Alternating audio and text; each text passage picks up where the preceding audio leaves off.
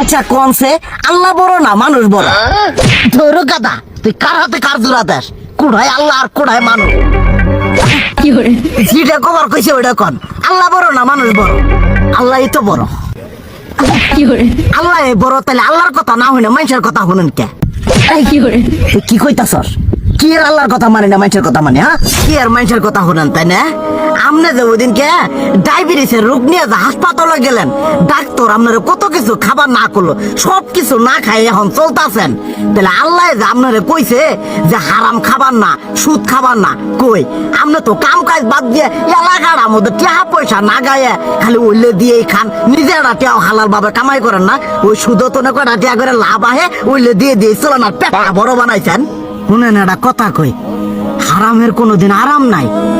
হালাল পথে রুজি রোজগার করেন, প্রয়োজনে এড়া বেলা কম খায়েন, তাও শরীর পিণ্ডও ভালো থাকবো, কোনো রোগ বেদও হবো না, আরামও পাবেন, আল্লাহও খুশি থাকবো। তুই আমার এইভাবে বুঝাবি আগে কইলি না কে?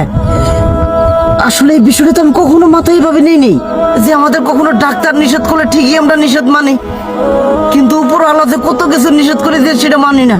আর এই যে হারাম পথে টিয়া পয়সা কামাই করতেছেন, শরীরের মধ্যে দুনিয়া রোগ ব্যাত হয়েছে, দেখা যাইতেছে যা টিয়া হারাম পথে কামাই করতেছেন তার তো বেশি টিয়া মনে করেন জ্বলে যাইতেছে গা বেশি।